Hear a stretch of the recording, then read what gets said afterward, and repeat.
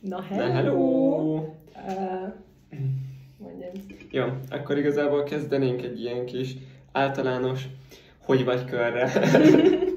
Szóval ugye most így vége van ennek az ilyen utazós káosznak, és akkor így mindent kipakoltunk, meg minden, és most volt egy tök nyugis hétvégénk. Fogjuk rá. Nyugis nem volt, de volt egy hétvégénk. És ma volt kb. Így az első ilyen nagyon nagy volumenű egyetemes programunk kb. Mert az orientációs programon kívül. Igen, mert tegnap még elmentünk az én tutorommal, meg a másik csajjal, akit ő tutoringol, ilyen várostúrra, és akkor kérdeztem, hogy vihetek embereket, szóval elmentünk így, mint még sokan innen.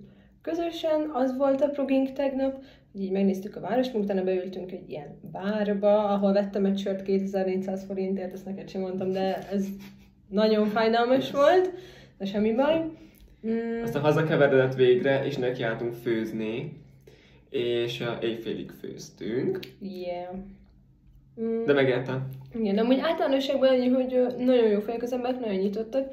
Így tök jó épületképben vagyunk, mert már csomó mindenkivel találkoztunk így a mi szintünkről, a másik szintünkről, pedig nem akkora ez a koli épület, de mégis csomó mindenkivel találkoztunk már, és nagyon-nagyon jó fejek, úgyhogy így... És folyamatosan jönnek még. Szóval, hogy így még mindig vannak, akik most költöznek be. Igen.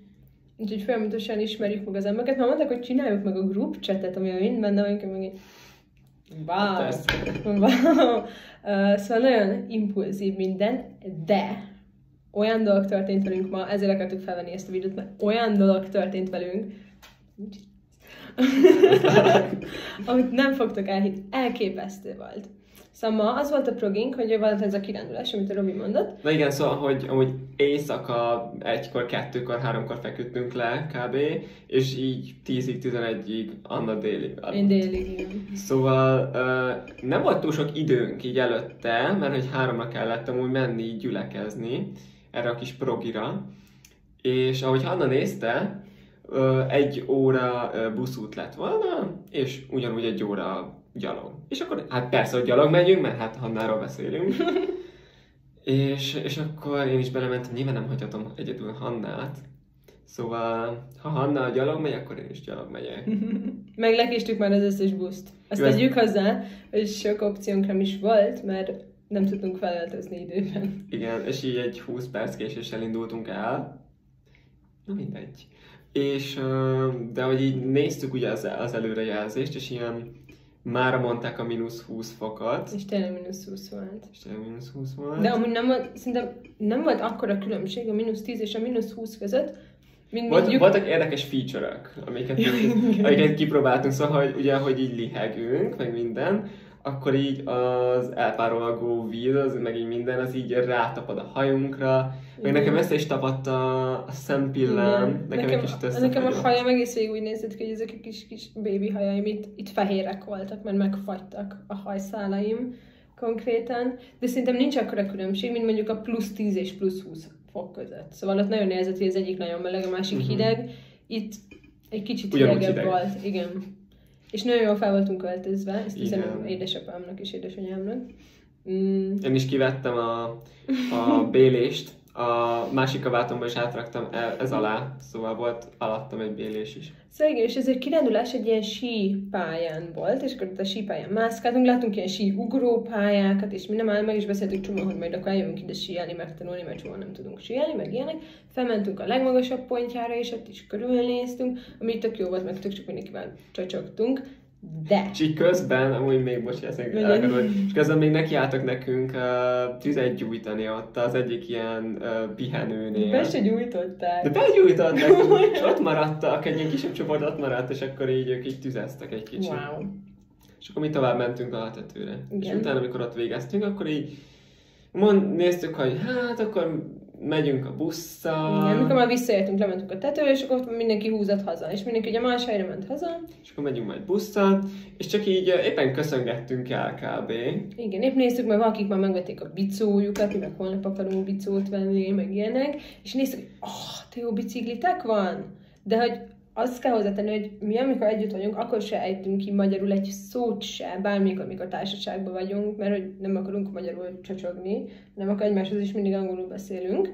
És egyszer csak ott parkolt egy autó. És ott áll egy néni, és így rám néz. És így nézzük, hogy... és akkor így rám néz, és így... are you Hungarians? És meg így... Mondtuk, hogy yeah! És azonnal így folytatta, hogy hát jó, akkor sziasztok! Meg így... Úristen! És elképesztő volt, mert a nő így mondta, hogy érezte, hogy vannak itt magyarok. A nő így kiszagolta konkrétan, mert így, de néztük, hogy még tényleg egy magyar szót nem mondtunk, semmit. Mondta, hogy látta, hogy kik azok, akik nézik mások bicikliét, és akkor tudta, hogy ezek magyarok lesznek. Nem tudom, hogy magyarok miért nézik mások bicikliét, vagy így irigyek vagyunk, vagy... Lehet. Vagy el akarjuk lopni és beolvasztani. Szerintem inkább igen. Szóval igen, és így észrevett minket, kérdezte, hogy hol lakunk, elkezdtem mondani, hogy ő is Erasmusos volt kétszer, és itt lakik 20 éve, itt a férje, itt van a kocsiban Jancsi meg Máté, az 5 gyerekéből 2.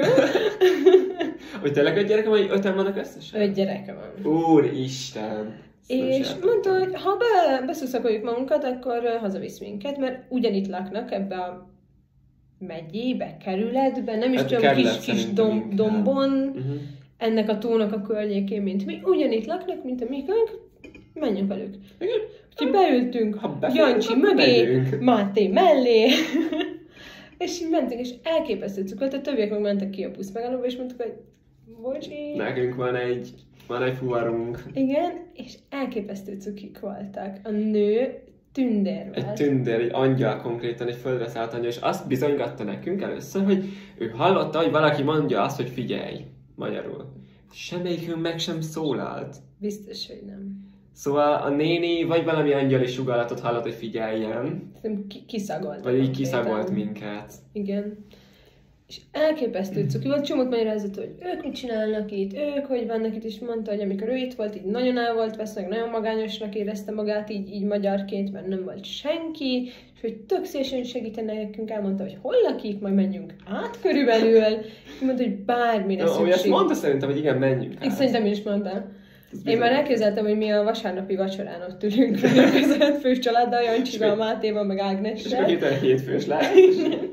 És mentek, akármilyen szükségünk van, bármit kérdezgessünk tőle. Kérdezte, hogy van-e most konkrétan valamire szükségünk. Amire nagyon most valamilyen, amin hiányunk van, vagy akármi. És akkor én így megszóltam? Mondja csak, ha így megszóltam. Én mondtam, hogy korcsolyát akarunk venni, használtam, mert hogy tök drága bérelni, és hogy venni akarunk valami second hand shopiba. Meg erre így, jó, ez egyáltalán nem fontos, és akkor inkább nekünk szükségünk van egy matracra. Mert Robi azt hitt, hogy azt fogom mondani, hogy matrac, és mondta, hogy jó. Mert ez volt az, amit így nézegettünk ilyen second hand shopoknál. Igen, mert hogyha jönnek hozzánk látogatóba, akkor kérni matrac, amin így alszanak emberek, mert nagyon kicsikék az ágyaink. És a néni meg az matrac? Néni vezetett, innentől kezdve az útra rá se nézett konkrétan. És így megőrült konkrétan abban a pillanatban, hogy hogyha matracra van szükségünk, neki van egy ágya, amit pont most akarnak kidobni. Egy egész ágy, és amúgy pont ekkora, és nem is fogta a néni a kormányt, és így mutogatta, hogy ekkora az ágy. Úgy nem fogta a kormányt, hogy közben kanyaroltak.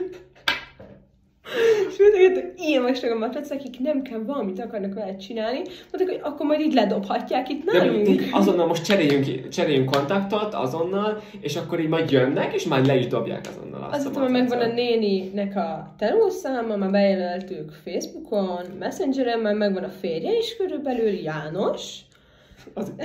Az idősebbik János. Igen, mert ugye van Jancsi is. Az legidősebbik gyerek.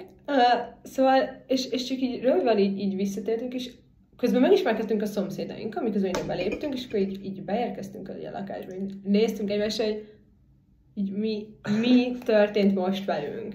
Mert hogy ez a nő annyira cuki volt, ilyen tipikus anyuka, aki szerintem mostantól minket így a gyerekeinek tekint. Pontosan. És így annyira látszott, hogy így instant segít nekünk. Bármilyen mondta, hogy akármilyen kérdésünk van, akármi van, nekik szóljunk, hívjuk.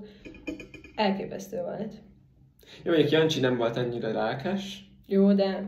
Jancsi egy ilyen tini srác, aki inkább ránk morog, de látszik, hogy finn, szóval, hogy azért magyarul beszélnek, de hogy én annyira éreztem a finn akcentusukat, de alig tudtam megérteni, amit mond. Igen. De a kis Máté szépen beszélt magyarul. A kis Máté cuki volt. Szóval ez van most velünk.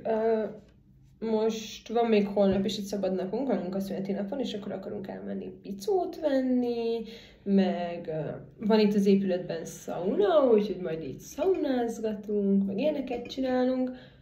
Ez van most, van még valami? Hát nekem holnap Love Automation prezentációt kell tartanom, de az mindegy. Persze. Igen. Ennyi van velünk, ez volt a Life Update így a harmadik nap után, amit itt töltöttünk. Ja, szóval köszönjük, hogy megnéztétek ezt a videót. Ha tetszett a videó, akkor lájkoljátok le, és írjátok meg, hogy mit gondoltok Finnországról eddig a beszámolók alapján, kommentben, és iratkozzatok fel! Ciao! Ciao! Moi moi!